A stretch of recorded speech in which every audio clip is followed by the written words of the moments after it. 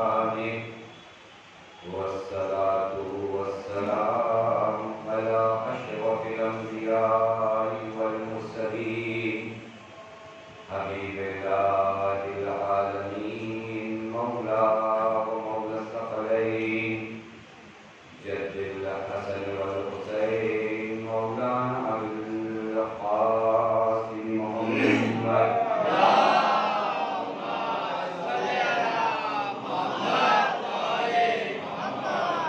وعلى أهل بيته الطيبين الطاهرين المعصومين المظلومين المنتجرين لا سيما بقية الله في الأرضين واللعنة الدائمة الباقية العاجلة على أعدائهم ومنكري فواحدهم وغاسلي حقوقهم أجمعين من الآن إلى يوم الدين أما بعد فقد قال الله الحكيم في محكم كتابه بسم الله الرحمن الرحيم يا أيها الذين آمنوا استجيبوا لله وللرسول إذا دعاكم لما يحييكم صلوات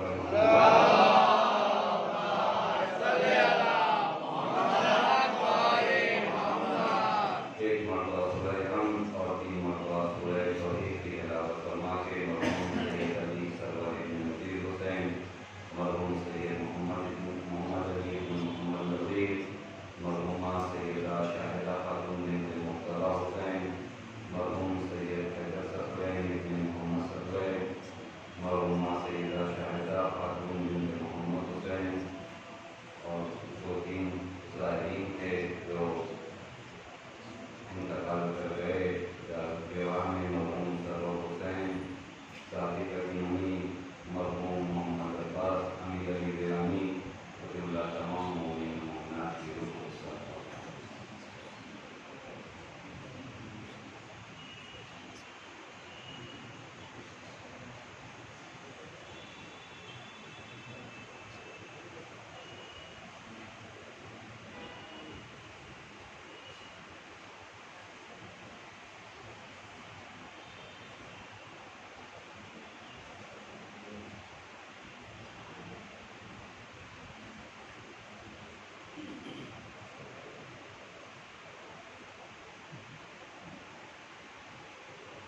ایک صلوات پر محمد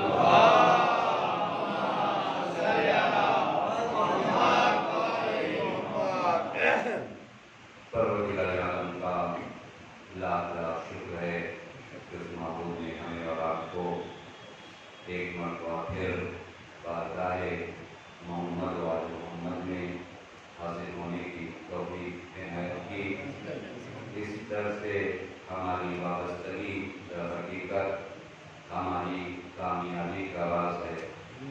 جس قدر قوم در اہل بیت سے وابستہ ہوگی اسی قدر اس قوم کی کامیابی ہے۔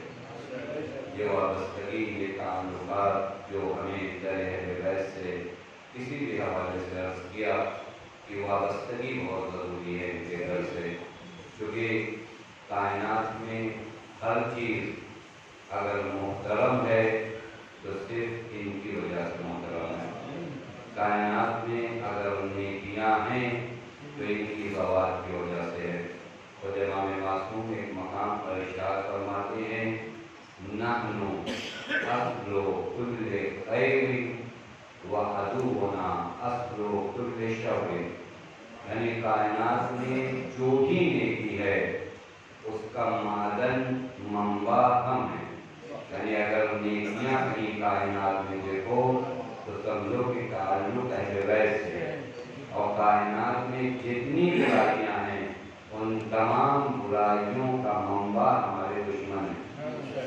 یعنی نیکیاں خیرات کائنات میں اگر ہیں تو اصل کل خیر نحن، تمام خیر کی اصل جو ہے ہم ہیں۔ اسی لیے عارف تھے جن کا نام مرحوم جھولا بھی ہے، یہ کہتے تھے کہ جب بھی کسی نیک انسان کو دیکھو یا جب بھی کوئی نیک عمل دیکھو تو پیغمبر اور آل پیغمبر کے صلوات ضرور پڑھو۔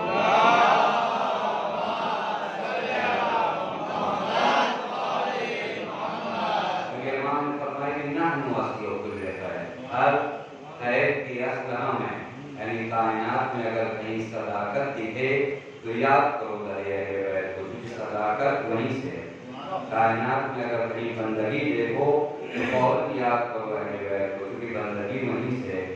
کائنات میں کہیں اگر دیانت دیکھو، ایمانداری دیکھو، یعنی جتنی بھی خیرات و نیکیاں تم دیکھو فوراً تمہیں در اہل بیت یاد آنا چاہیے کہ نحن اصل کل خیر، یہ ہر خیر کی اصل ہم، اور اس مرحلے کو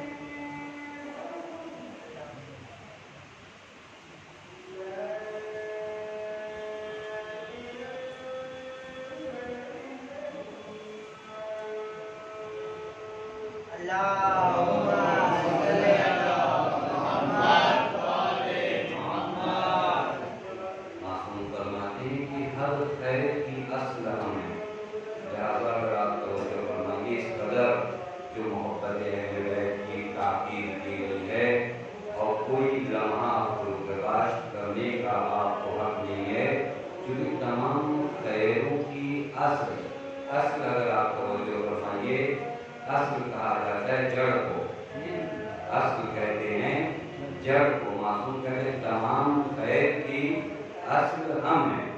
معلوم ہو کہ اگر یہ اصل صحیح ہوگی تو پھر پیڑ کی پتیاں بھی ہری ہوں گی، پھر پھل بھی آئے گا۔ اگر پیڑ کا تعلق، یاد رکھے گا، اگر پیڑ کا تعلق جڑ سے ٹوٹ جائے تو پھر وہ پیڑ بھی نہیں کہلاتا، لکڑیاں کہلاتی ہیں۔ یہ تمام عبادت، یہ تمام خیر جب تک متصل ہیں ان سے تو خیر ہیں، اگر ان کے در سے ہٹ جائیں تو یہی شر ہے۔ لہٰذا یہاں ہماری وابستگی اور ہمارا تعلق ہونا بہت اہم ہے۔ میں نے آپ کی خدمت میں عرض کیا کہ جو موضوع گفتگو تھا وہ آثار محبت اہل بیت کا، جو ہماری زندگی میں دکھائی دینا چاہیے، کیا وہ آثار نیکی اور آپ کے کی زندگی میں ہیں یا نہیں ہیں. اس حدیث کو شروع کیا تھا اور کل بیچ میں فاصلہ آ گیا شرح شہادت کے عنوان سے کہ جہاں معصوم نے کیا فرمایا تھا. پیغمبر اکرم نے فرمایا کہ من رضقہ اللہ حب الائمۃ من اہل بیت، جس کسی کو بھی اللہ محبت اہل بیت کا رزق عطا کرتا ہے فقد اصاب خیر الدنیا والآخرہ، اللہ اسے دنیا و آخرت کی تمام نیکی دے دیتا ہے. اور پھر اس کے بعد پیغمبر فرماتے ہیں کہ فلا یشکن احد انہ فی الجنہ، بہت عظیم تعبیر ہے. فلا یشکن احد انہ فی الجنہ، وہ جو محب اہل بیت ہے اس کے جنت میں ہونے پر کوئی شک نہ کرے. یہ پیغمبر بہت توجہ فرمائے گا. پیغمبر نے یہ نہیں کہا کہ کل وہ جنت میں جائے گا، جملے پہ بہت توجہ فرمائے گا.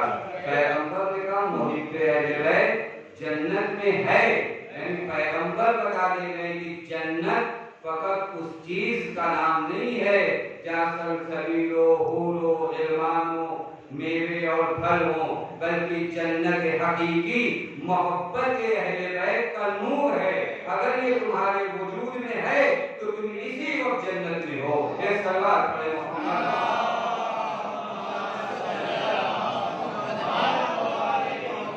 اس سے بڑی جنت نہیں ہے کہ تم نور اہل بیت میں زندگی گزار رہے ہو. اس سے بڑی کائنات کو جنت میں تبادل روایات میں کچھ اہل جنت جنت میں پہنچنے کے بعد بھی نگاہ کریں گے اپنے سے اوپر تو ان سے کہا کہ تم جنت میں ہو، کہاں نگاہ کر لگا. نہیں، اس سے عظیم جنت کا نام رضوان من اللہ اکبر ہے.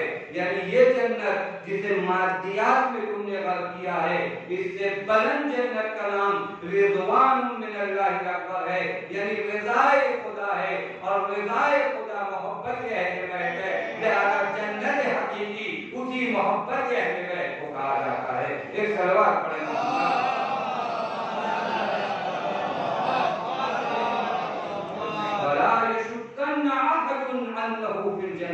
کوئی شک نہ کرے کہ وہ ابھی جنت میں ہے، نہ کہ جنت میں جائے گا. معاملہ کسی کو ادھار نہیں ہے خدا کا، ابھی وہ جنت میں ہے. یعنی اگر محبت اہل بیت میں ہو، لیکن وہ علامتیں جو بھی آپ کی خدمت میں عرض کروں گا، محبان اہل بیت جو پیغمبر نے ذکر فرمایا ہے کہ یہ 20 علامتیں، یہ 20 خصلتیں 10 اس عالم سے تعلق رکھتی ہیں، یعنی عالم آخرت سے، اور 10 اس عالم سے. دیکھیں کہ وہ محبت اہل بیت کس قدر میرے وجود میں آئی ہے کہ وہ فضائل جو محبت اہل بیت کے بعد انسان کے وجود میں آتے ہیں وہ فضائل میرے وجود میں آئے، جو فضائل میرے وجود میں نہیں آئے. پیغمبر فرماتے ہیں لمحبت اہل بیتی، محبت اہل بیتی 20 خصلہ، 20 خصلتیں ہوتی ہیں. والعشر فی الدنیا والعشر فی الآخرہ، 10 دنیا میں اور 10 آخرت میں. وَأَمَّا الَّتِي فِي الدُّنْيَا، لیکن وہ 10 خصلتیں جو دنیا میں ہونی چاہیے. پہلی خصلت محبان اہل بیت، واقعی اگر ان 10 خصلتوں پر ذرا غور کیا جائے تو معلوم پڑے کہ محب اہل بیت کے ہم کس درجے پر ہیں. پیغمبر فرماتے ہیں اما الاول فالزہد، پہلی علامت محب اہل بیت کی زہد ہے. محب اہل بیت کی پہلی علامت زہد ہے، یعنی دنیا میں وہ زاہد ہے. آسان کروں آپ کی خدمت میں، یعنی محب اہل بیت محب دنیا نہیں ہو سکتا. محب اہل بیت محب دنیا نہیں ہو سکتا. ابھی میں انشاءاللہ آپ کی خدمت میں زہد کا معنی واضح کرتا ہوں کہ زہد کا معنی مال کا نہ ہونا نہیں ہے. زہد کا معنی یہ تقریباً لوگوں کے ذہن میں آتا ہے، جیسے کہ آپ دیکھتے ہیں بعض لوگ دور نکل جاتے ہیں اور جنگل میں چلے، دوسرے مذاہب میں ہے کہ دنیا سے ہٹ گئے اور دنیا سے تعلقات توڑ دیا اور جنگل میں اور پہاڑوں پر. یہ دین نے کہیں نہیں بتایا. دین کبھی اس بات کو زہد نہیں کہتا کہ تم سماج سے اپنا تعلق توڑ لو، کیونکہ اگر سماج سے تمہارا تعلق توڑوانا ہوتا تو تمہیں انسان خلق نہ کیا ہوگا۔ یہ زہد کا معنی نہیں ہے جیسا کہ صوفیوں نے اور دوسرے مذاہب نے زہد کا ایک الگ معنی کیا کہ ہم قطع تعلق کر دیتے ہیں، نہ شادی کریں گے نہ ازدواج کریں گے، پہاڑوں پہ زندگی بسر کریں گے اور کہیں گے کہ بڑی زاہدانہ زندگی ہے۔ سماج اسے زاہد نہیں کہتا، دین اسے زہد نہیں کہتا، علامت ہے۔ اگر زہد نہیں ہے تو سب سے زہد کی معراج کہاں پر؟ مجھے انسان سے بتائیے، زہد کی معراج دریابی اور آگیابی میں ہے، اس کے علاوہ تو کہیں نہیں ہے۔ لیکن مجھے انصاف سے بتاؤ کہ علی یا آج علی کا سماج سے رشتہ ٹوٹا تھا؟ کب ایسا مرحلہ آیا جب علی کو یتیموں کی فکر نہ ہوئی؟ کب ایسا مرحلہ آیا جب علی کو غریبوں کی فکر نہیں ہوئی؟ کب ایسا مرحلہ آیا جب علی کو لوگوں کی فکر نہیں ہوئی؟ معلوم ہے کہ لوگوں سے تعلقات توڑ لینے کا نام زہد نہیں ہے۔ اس چیز کو ذہن میں رکھیے، جو زہد کا معنی ہے مال دنیا ہونا انسان کو غیر ظاہر نہیں بناتا۔ معلوم ہے غیر ظاہر کون سی چیز بناتی ہے؟ مال دنیا سے وابستگی۔ بہت سے ایسے فقیر آپ کو مل جائیں گے جو زاہد نہیں، اور بہت سے ایسے مالدار آپ کو ملیں گے جو زاہد ہیں۔ زاہد کا معیار مال کا ہونا یا نہ ہونا نہیں ہے، زاہد کا معیار یہ ہے کہ کون کس چیز کو کس پر قربان کرتا ہے۔ اگر تم دین کو دنیا پر قربان کرتے ہو تو تم ظاہر نہیں ہو، لیکن اگر دنیا کو دین پر قربان کر دو تو تم ظاہر ہو۔ ظاہر کا معنی یہ ہے، ظاہر کا معنی نہیں تم کس کو کس پر قربان کرتے ہو۔ اگر محبت دنیا میں محب اہل بیت غرق ہو جائے تو محب اہل بیت نہیں رہ پائے گا۔ کیوں نہیں رہ پائے گا؟ کیونکہ محبت ہر لمحہ خراج مانگتی ہے، محبت ہر لمحہ قربانیاں مانگتی ہے۔ اور اگر میں محب دنیا ہو چکا ہوں تو محب دنیا کے بارے میں حدیث کیا ہے؟ اِنَّا حُبَّ الدُّنْيَا رَأْسُ كُلِّ خَطِیَّہ، تمام برائیوں کی جڑ کا نام محبت دنیا ہے۔ پوری تاریخ اٹھا کر دیکھے، پوری تاریخ اٹھا کر دیکھے، جو لوگ اہل بیت کے مقابلے میں آئے یہ لوگ کون تھے؟ یہ کون تھی؟ محب دنیا، یہ دنیا کی محبت میں غرق تھے۔ میں آپ کی خدمت میں زیارت اربعین کو جملہ پڑھوں جہاں پر امام معصوم نے فرمایا کہ من تواصل علیہ غرت الدنیا۔ زیارت اربعین میں جملہ واضح ہوا ہے کہ اے حسین آپ کے مقابلے میں جو لوگ آئے تھے وہ لوگ تھے جنہیں دنیا نے دھوکہ دیا تھا۔ حسین کے مقابلے میں آنے والے لوگ کون ہیں؟ جنہیں دنیا نے دھوکہ دیا ہے۔ معلوم زہد نہیں ہے، دنیا سے دھوکہ وہی کھاتا ہے جو دنیا کی محبت میں گرفتار ہوتا ہے، جو دنیا کی محبت میں گرفتار۔ کیونکہ مولانا نے بہت عجیب تعبیر دنیا کے بارے میں ہے، کائنات میں ایسی تعبیر کہیں آپ نہیں دیکھیں گے، کیونکہ ذات علی اگر کوئی تعبیر بیان کرے تو کہیں اور مل ہی نہیں سکتی۔ امام فرماتے الدنیا تغر وتضر وتمر۔ واقعی اس تعبیر کو اگر ہم ذہن میں رکھیں، امام فرماتے دنیا دھوکہ دیتی ہے، وہ تضر نقصان پہنچاتی، وہ تمر اور چلی جاتی ہے۔ تو یہ تین تعبیر تغر تضر تمر۔ اگر جوانوں کے لیے اور بچوں کے لیے میں مثال دے دوں تو بات اور آسان ہو جائے گی۔ آپ اگر کہیں ہو نا شہر میں اور کوئی انسان آپ کو کہے کہ آئے ہماری گاڑی میں بیٹھیے، بیٹھا دیا آپ کو، کچھ دور لے جاتا ہے، فاصلے پر آپ کا جو کچھ ہے لوٹ لیتا ہے اور پھر تھوڑی دور لے جاتا ہے، جنگل میں آپ کو چھوڑ دیتا ہے۔ اس نے کیا کام کیا؟ تغرو، پہلا کام آپ کو دھوکہ دیا، تضرو دوسرا کام آپ کو نقصان پہنچایا، تمرو پھر آپ کو چھوڑ کر چلا گیا۔ دنیا کے بارے میں امام فرماتے ہیں دنیا تغرو، پہلے دھوکہ دیتی، اس کے اندر جذابیت بہت ہے۔ انسان جب اس کی سواری کر لیتا ہے تو تغرو، پھر دھیرے دھیرے اس کا دین لیتی ہے، اور پھر ایک ایسا مرحلہ آتا ہے جب ملک الموت آتے ہیں تو تمرو، یہ دنیا ہمیں تنہا چھوڑ کر چلی جاتی ہے۔ یہ سلوات پڑھیں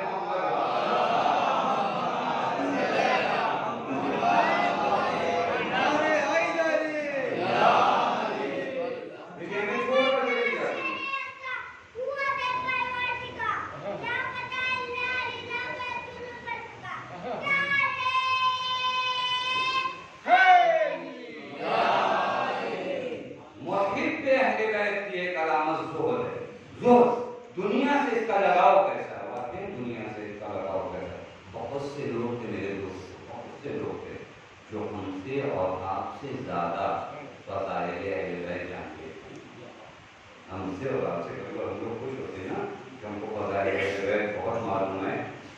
آپ اور ہم نے اگر بہت کچھ فضائل سنے، ہم نے دیکھے ہیں فضیلتیں، لیکن ایسے ایسے لوگ اہل بیت کے دشمن بنے جنہوں نے اپنی آنکھوں سے دیکھا تھا کہ پیغمبر نے اپنے دوست پر حسنین کو سوال کیا. آپ نے روایت سنی ہے اور کسی نے اسے دیکھا ہے. آپ نے منظور تو مولا کی روایت سنی ہے، 1 لاکھ سے زیادہ کے مجمع نے دیکھا تھا. تو میں اپنے آپ پر بہت زیادہ اوور کانفیڈنس نہ ہوئیے گا. کبھی بار ہم لوگوں کہتا ارے ہمارا کیا ہونے والا، ہمارا کیا بگڑنے والا، ہم کیسے بہت جائیں گے اور ہم کیسے بدل جائیں گے اور ہمارا کون. ہم ساری سنت الہیہ کو بدلنے کے لیے تیار ہیں، صرف اپنے آپ کو بدلنے کے لیے تیار. وہ جس کو نہیں بدلتے ہم اپنے آپ کو نہیں، اور بقیہ تمام سنتیں. بھائی اگر اللہ کی سنت یہ ہے کہ امتحان ہوگا، سب کا ہوگا، تو کوفے والوں کا امتحان ہوا، میرا امتحان کیوں نہیں ہوگا؟ تو مجھے فرما رہے اہل کوفہ کا امتحان ہوا، میرا امتحان کیوں نہیں ہوگا؟ اور اگر میرا امتحان نہ ہو اور میں جنت میں جاؤں تو پھر اہل کوفہ جنت میں کیوں نہیں جاتے؟ میرا امتحان ہوئے بغیر میں جنت میں، اور جنہوں نے امتحان دیا وہ فیل ہوئے وہ جہنم میں. یہ کیسی عدالت ہے؟ بھائی میں تو بغیر امتحان دیے جنت میں، انہوں نے کم از کم امتحان تو دیا. تو مجھے فرما رہے ہیں کم از کم. ابھی آپ عام طریقے سے دیکھیں چلتے امتحان میں ایک طالب علم شرکت کرے اور ایک آئے نا، تو وہ جو بیچارہ آیا ہے اور حضرت بھی کر رہے، آپ نے کہا آپ فیل، اور جو آیا نہیں اسے کہیے آپ پاس. تو یہ تو سنت نہیں ہے. امتحان دونوں کو دینا ہے. دنیا امتحان کی جگہ ہے. اب امتحان میں جو کامیاب ہوگا تو مجھے فرمائیے گا اسے جانا ہے وہاں پر. آپ یہ طے کر کے بیٹھیے، یہ طے کر کے بیٹھیے کہ جتنے امتحانات دوسروں کے ہوئے ہیں وہ سارے امتحانات ہمارے بھی ہونے. اگر محبت دنیا کے امتحان میں کچھ لوگ گرفتار ہوئے اور ناکام ہوئے، تو اگر اسی محبت دنیا کے امتحان میں گرفتار ہوتا ہوں اور ناکام ہوتا ہوں تو میرا رزلٹ الگ کیوں آتا ہے؟ میرا رزلٹ الگ کیوں آتا ہے؟ لہٰذا محبت دنیا ان لوگوں نے اپنی آنکھوں سے دیکھا تھا. آپ نے سنا ہے ان لوگوں نے اپنی آنکھوں سے دیکھا تھا کہ حضرت امین کے استقبال میں پیغمبر آگے بڑھتے ہیں. آپ نے صرف سنا ہے، یعنی تمام وہ چیزیں انہوں نے دیکھی لیکن آپ نے سنی. اور اسی وجہ سے معلوم ہوتا ہے پیغمبر اکرم نے ایک فضیلت جو آپ کی بیان کی ہے آخر زمان کے لوگوں کی.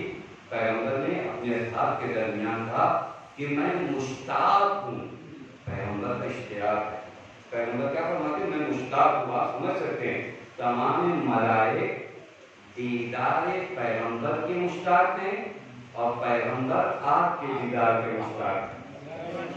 پیغمبر کا مشتاق ہوں گے، اشتیاق ہے. مجھے کس کے اشتیاق میں آپ کہیں کہ اپنے بھائیوں کو دیکھنا چاہتا ہوں. مجھے اپنے بھائیوں کی اخوانی کا لفظ استعمال، اپنے بھائیوں کو دیکھنا چاہتا ہوں. انہوں نے کہا یا رسول اللہ ہم آپ کے بھائی نہیں ہیں جو ہم موجودہ اصحاب تھے. پیغمبر نے فرمایا کہ انتم اصحابی، تو میرے اصحاب ہو، بھائی نہیں ہو. کہا تو بھائی کون ہے؟ کہ کون آئے گی جنہوں نے مجھے دیکھا نہیں ہے. تو مجھے فرمائیے گا جنہوں نے مجھے دیکھا نہیں ہے اس نے سنا ہے لیکن اس کا ایمان تم سے زیادہ ہوگا. ہماری جتنی فضیلت ہے اس ایمان کی بنیاد پر ہے. اگر وہاں سے ختم ہوا تو بات ختم ہو گئی. اگر وہ ایمان میں ذرا سی گڑبڑی چاہیے نا، ایسا تو نہیں کہ ایک مرتبہ آپ سے کہتے کہ ہو گئے تو ہو گئے. بہت سے لوگ پیغمبر کے زمانے میں ایک مدت تک سارے اسلام میں اور اسلام کی خدمت میں جڑے رہے لیکن آخر تک قائم نہیں رہ پائے. آخر تک لوگ باقی نہیں رہ پائے. یہ بار بار جو آپ سے کہا جاتا ہے نا آپ کے بعد بخیری کی دعا کریں، یوں کہا جاتا ہے، بے وجہ کہا جاتا ہے. اگر میں ایسے ہی کامیاب ہوں تو مجھے کیوں کہا جا رہا ہے کہ تم آخرت بخیری کی دعا کرو؟ معلوم ہر لمحہ میری آخرت کو خطرہ ہے. تو کہا جاتا ہے کہ جو آئے آخرت بخیری پڑھو، کیونکہ تمہیں معلوم ہونا چاہیے کہ آخرت بخیری ختم سورہ میں ابھی میں نے صبح بھی عرض کیا کہ ایک جملہ جو پڑھوں اللہم اجعل محیا محمد و آل محمد، یہ بھی آخرت بخیری کی دعا ہے کہ جب آپ دعا کرتے کہ اللہ مجھے زندگی وہ عطا کرنا جو محمد و آل محمد کی ہے اور انجام وہ ہو جو محمد و آل محمد کا ہے، تو یاد رکھنا اس دنیا سے جو جیسا زندگی گزارتا ہے اسی حالت میں اسے موت آتی ہے اور اسی حالت میں کل قیامت میں وہ مبعوث کیا جاتا ہے۔ لہذا اس حب دنیا کو، جس کے بارے میں ہم فرماتے ہیں تمغو، محب اہل بیت کی جو خصلت کیا ہوتی ہے کہ یہ حب دنیا کا شکار نہیں، دنیا غلط چیز نہیں، دنیا غلط چیز نہیں، دنیا کو کس نگاہ سے تم دیکھتے ہو یہ غلط ہے۔ دنیا کو اگر وسیلہ جانو تو ٹھیک ہے، دنیا کو اگر منزل سمجھو تو غلط ہو جائے۔ میں ایک مرتبہ دنیا کو اس نگاہ سے دیکھوں کہ یہاں سے مجھے عبور کر جانا، گزر جانا، یہ ایک نگاہ ہوئی۔ ایک مرتبہ میں سوچوں کہ اسی دنیا میں مجھے رہنا ہے، دونوں فرق ہے۔ جو انسان عبور کرتا ہے نا کہیں سے، جہاں سے گزرتے ہیں آپ، تو جہاں سے گزرا جاتا ہے وہاں دل نہیں لگایا جاتا، جہاں سے گزرا جاتا ہے وہاں دل نہیں لگایا جاتا۔ اگر تم نے دنیا کو منزل سمجھا تو دل لگا لو گے، لیکن اگر دنیا کو یہ سمجھا کہ یہاں سے گزر کے جانا ہے تو پھر وہاں کی سوچو گے جہاں ہمیشہ رہنا ہے۔ اور اگر یہ سوچ لیا تم نے کہ یہاں مجھے ہمیشہ نہیں رہنا ہے، یہ تو بس گزرنے کی جگہ ہے، تو لاکھ لوگ آئیں تم سے محبت اہل بیت کو خریدنے کے لیے، تم تمام دنیا اس کے منہ پہ مار دو گے لیکن محبت اہل بیت کو فروخت نہیں کرو گے۔ ورنہ واقعی مرحلہ بہت سخت ہے، بہت سخت۔ میں آپ کی خدمت کرتا ہوں، معلوم ہے 6 محرم کو امام حسین نے خط لکھا۔ 6 محرم کی تاریخ آپ سمجھ سکتے ہیں، 6 محرم امام کی شہادت میں زیادہ وقت نہیں ہوتا، 10 محرم کو امام کی شہادت، ایک لیٹر اور خط لکھا امام نے اپنے بھائی محمد حنفیہ، اور خط بھی بہت معمولی سے نہیں، مختصر تھا۔ کأن الدنیا لم تکن وکأن الآخرہ لم تکن، خط پورا ایک نہیں۔ 6 محرم کو امام نے لیٹر لکھا اپنے بھائی محمد حنفیہ کو، اور خط ایک لائن سے زیادہ نہیں، فکأن الدنیا لم تکن وکأن الآخرہ لم تکن، دنیا میں اس طرح زندگی گزارو کہ گویا یہ دنیا ہے ہی نہیں، اس طرح زندگی گزارو کہ گویا ابتدائی سے تمہاری نظر میں آخرت ہے۔ یعنی امام کس لیے نکلے تھے کربلا میں؟ امام نے فرمایا میں اصلاح امت کے لیے نکل رہا ہوں، تو حسین نے جو سب سے بڑی مشکل اور جو سب سے بڑا ہے اس امت میں دیکھا تھا وہ محبت دنیا دیکھا تھا۔ لہذا 6 محرم کو امام خط لکھ کر بتا رہے ہیں کہ اگر یہ دنیا محبت آخرت پیدا کر دے اور حب دنیا کو نکال دے تو ہمارے قریب آ سکتی ہے۔ اگر یہ محب دنیا نہ بنے، محبت دنیا بہت کچھ لے جاتی، بہت کچھ لے جاتی، یہ نشہ اترتا نہیں ہے۔ بعض نشے جو ہوتے شراب وغیرہ کے، اس کے بھی ٹائم ہوتے ہیں، 2-4 گھنٹے بعد جو ہے شراب کا نشہ جو ہے اتر جاتا ہے، لیکن یہ محبت دنیا کا جو نشہ ہے یہ کب سیدھا جا کے اترتا ہے؟ اگر اس کا علاج یہاں نہیں کیا گیا تو اترتا ہے کہاں پر؟ معصوم نے کہا اپنی جانب سے بات نہیں کہتا، بعض اوقات جو ایسے ہوتے ہیں کہ وقت نہ ہونے کی وجہ سے روایت نہیں پڑھتا، ورنہ معصوم نے نشے سے تعبیر کیا ہے۔ معصوم ایک مقام پر فرماتے ہیں کہ یم بغی للعاقل ان یحترس نفسہ، ایک انسان عقل مند اپنے آپ کو بچاتا ہے 6 چیزوں سے۔ وہاں پر معصوم نے معلوم کیا بیان کیا؟ من سکر المال، مال کے نشے سے اپنے آپ کو بچاتا ہے۔ معصوم نے مال کو کس سے تعبیر کیا ہے؟ نشے سے۔ نشے کا مطلب سمجھتے ہیں نا؟ نشئی انسان کو آپ لاکھ روکو لیکن وہ رکتا نہیں۔ اگر کسی کے دانت میں درد ہو نا، اسے کوئی کہے ڈاکٹر کے پاس جاؤ نہ جاؤ، وہ دوڑ کر جاتا ہے کیونکہ اس کو اپنی بیماری سے تکلیف ہے۔ بعض بیماریاں ایسی ہوتی ہیں جہاں بیمار کو بیماری سے مزہ آنے لگتا ہے، تو فرمانے وہ دن نہ آئے کہ جب बीमारी से मजा आने लगे। ये मोहब्बत दुनिया वही बीमारी है जहाँ बीमार को अपनी बीमारी से मजा आता है, और जब बीमार को बीमारी से मजा आने लगे तो फिर उसे उस बीमारी से दूर नहीं किया जाता।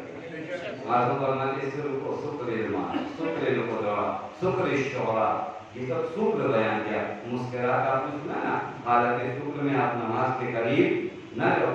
अरे वो रवायत आए करीमा है ना, ला तकरबु सलात व अंतुम सुकारा, जब नशे में हो तो नमाज के करीब न रहो।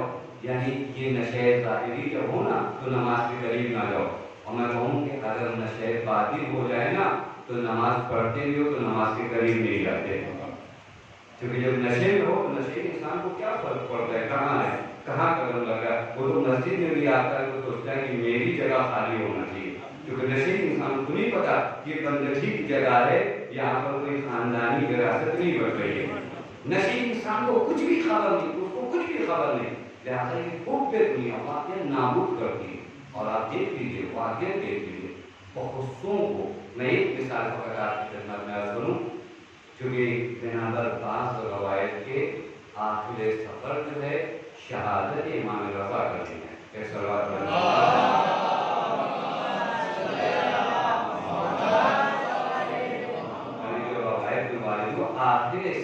आखिर सफर कभी 29 है कभी 30 है, लिहाजा से शहादत इमाम रज़ा की शब भी आज की शब हो सकती है। आगे आखिर सफर इमाम रज़ा के ज़माने में सबसे बड़ी मुश्किल जिन लोगों ने इमामत का इनकार किया था ना, हुब्बे दुनिया के, हुब्बे दुनिया के इमाम के एक सहाबी इमाम मूसा कासिम के,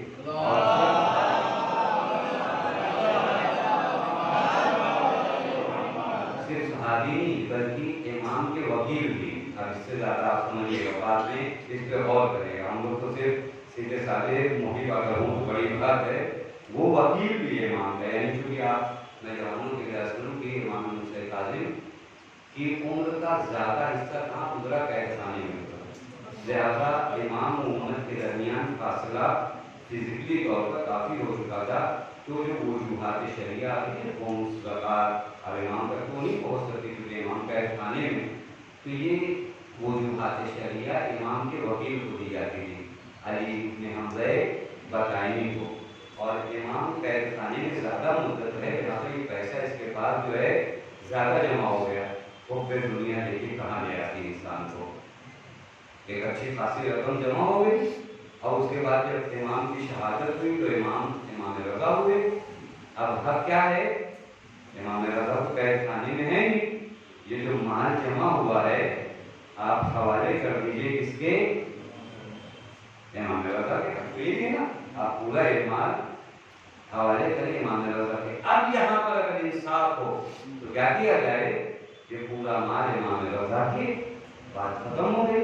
लेकिन यहाँ पर हुब्बे दुनिया जो है इमाम से दूर कर देती है। यहाँ से लगा क्या कर मैंने इमाम रज़ा को पूरा माल दे दिया, होता है ना कभी पूरा कि अच्छा खासा इमाम ने आया और भगत कर रहा है और हमारी बातें सुन रहा है। मैं अपनी मिसाल दूँ, किसी दूसरे की मिसाल दूँ, अगर मैं यहाँ बैठ कर नजीज पढ़ रहा हूँ, तकरीर कर रहा हूँ, आया मेरे अंदर इतनी क्वालिटी है कि कल अगर इमाम ज़मान आए और आने के बाद मुझसे कहें कि तुम इस मंदिर पे जाने का हक नहीं रखते, तो कहा जाता है ना बाज बहुत करीबी लोग इमाम की इमामत का इनकार करेंगे। हो सकता है हम जैसे हों जो हुब्बे दुनिया का शिकार हो जाए और इमाम आए कि तुम्हें कोई हक नहीं बनता मिंबर पे जाने का। आया मेरे अंदर इतनी क्वालिटी है कि मान जाऊं कि हाँ हाँ इमाम ने मना कर दिया तो ना जाऊं, या कहीं ऐसा ना है कि मैं करूं कि अच्छा खासा लोग मुझे सुन रहे थे और ये आएगा और मुझे मना कर दे, मैं इमाम के इमामती का इनकार कर दूं। ये सबको, मुझको, आपको, सबको यहाँ आजमाना है। मैं एक अंजुमन का सदर हूँ, मैं एक अंजुमन का सेक्रेटरी हूँ, मैं एक इमामबाड़े का सदर या सेक्रेटरी हूँ। कल अगर इमाम आए और कहेंगे कि तुम जो है सदर होने के लायक नहीं, तो आया मैं इस लायक हूँ कि कहूँ अच्छा मौला आप कह लो बात खत्म हो गई, या कहीं मैं ये ना इनकार कर दूँ कि आप इमाम ही नहीं जो आप मुझे मतलब ये हुब्बे दुनिया है। हुब्बे दुनिया यानी ये कि जब इमाम के कौल से मेरी पोस्ट और पोजीशन टकराए तो आया मैं इमाम पर उस पोस्ट को कुर्बान करता हूं तो मैं जाहिर हूं, लेकिन अगर अपनी पोस्ट को बाकी रखता हूं तो मैं जाहिर नहीं हूं। ایک سلوات پڑھے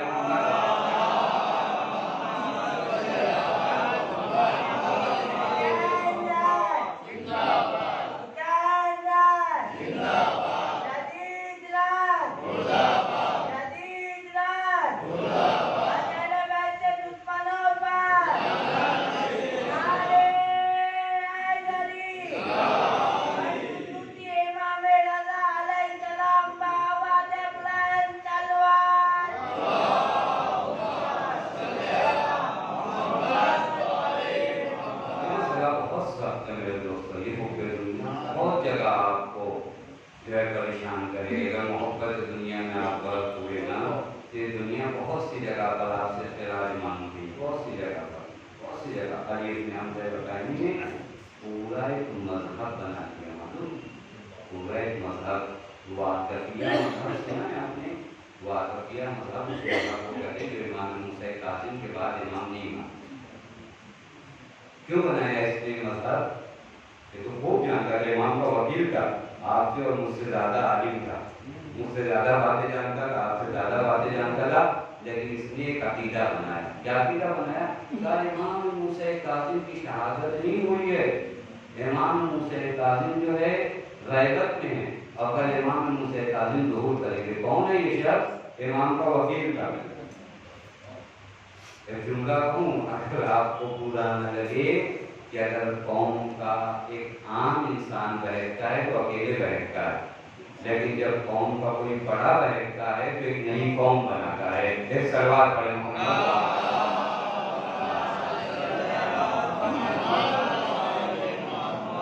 جب بڑا کوئی بہکتا ہے تو پوری ایک قوم بناتا ہے. اس نے بھی ایک قوم بنا دیا، واقفیہ قوم.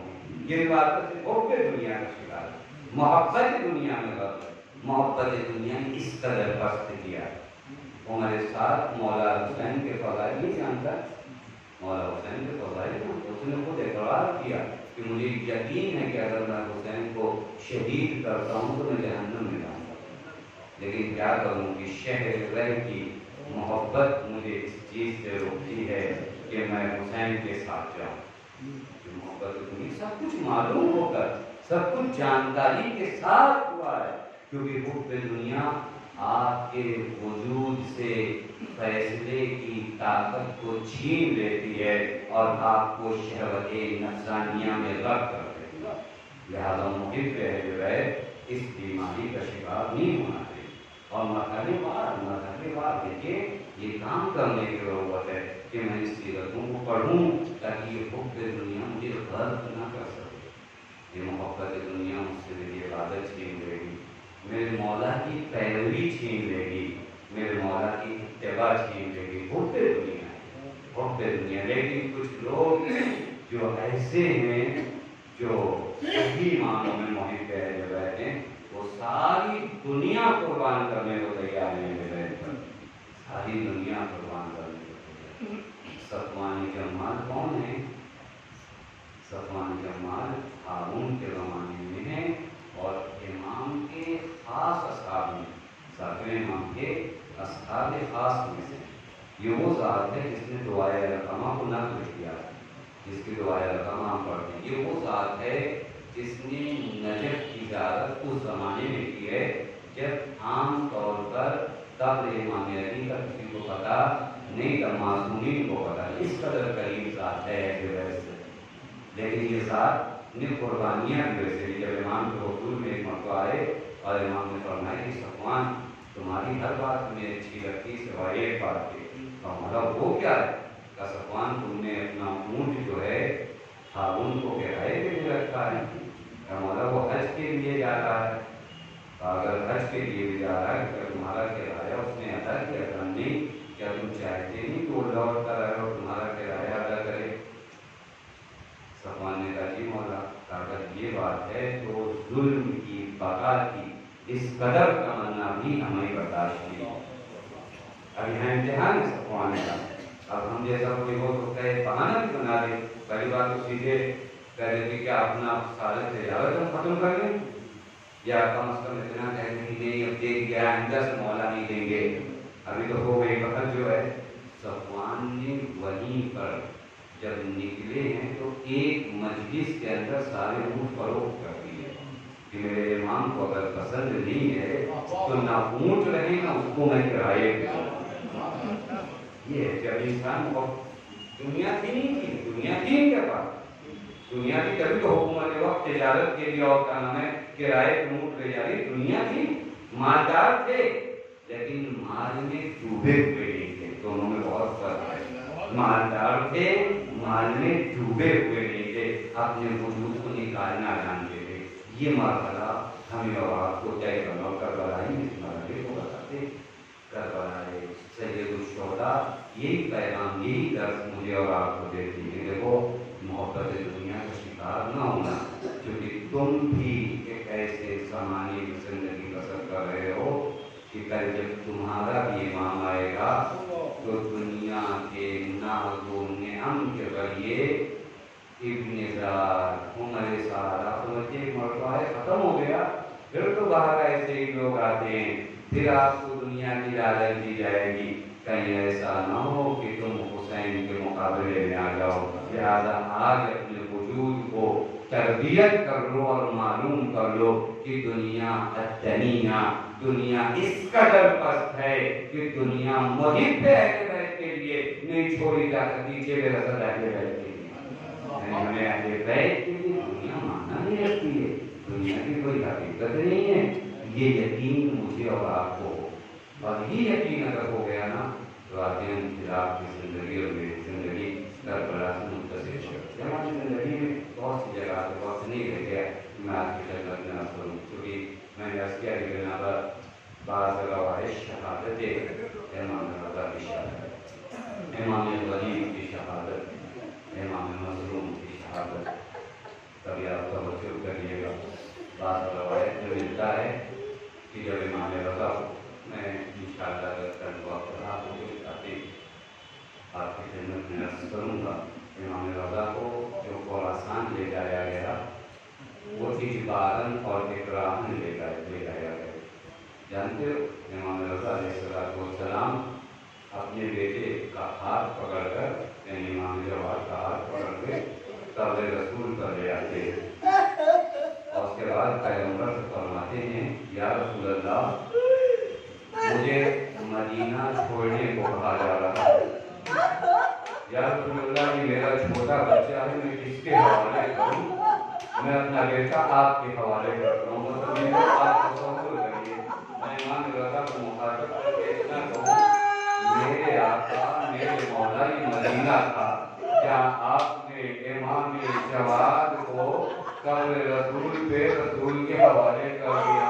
اے میرے مولا ذرا کربلا آ جاؤ، جو 4 سالہ بچی اپنے باپا کا دامن پکڑ کے کہتی بابا کم از کم ہمیں مدینہ رسول پہنچا دیجیے، لیکن اللہ نے غلبت حسین کے تجاہل السکین حق سمجھ اللہ امام رضا جا رہے ہیں نا تو معلوم ہے امام رضا نے کہا تھا کام مجھ پر گریا کرو، مجھ پر آنسو بہاؤ، اور جب بہنیں رونے لگی نا کہ امام نے فرمایا مجھ پر گریا کرو، مجھ پر آنسو بہاؤ، اور جنہوں میں نے 2 منظر دیکھا ہے، ایک امام رضا جا رہے ہیں کہ امام کی بہن فاطمہ معصومہ کو آنسو بہا رہی ہے اور امام رونے کو کہہ بھی رہے ہیں، لیکن کربلا میں ایک بھائی جب اپنی بہن سے جدا ہو رہا ہے اور جب زینب رو رہی ہے تو کہتے نہیں زینب مجھ پہ گریہ نہ کرو، میں پوچھوں گا اے میرے آقا یہاں امام رضا رونے کا حکم دے رہے ہیں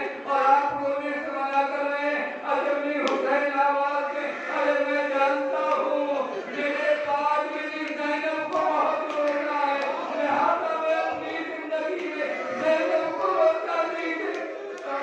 حضرت اللہ امام رضا امام رضا کے امام رضا نے ابا سر سے کہا ابا سر مجھے ظالم نے بلایا ہے، مجھے معلوم ہے کیا ہونے والا ہے، اے ابا سر جب میں نکلوں مامون کے دربار سے تو میری آواز اگر میرے سر پہ ہونا تو سمجھنا کہ اب وہ وقت قریب ہے جب میں تم سے جدا ہو جاؤں گا۔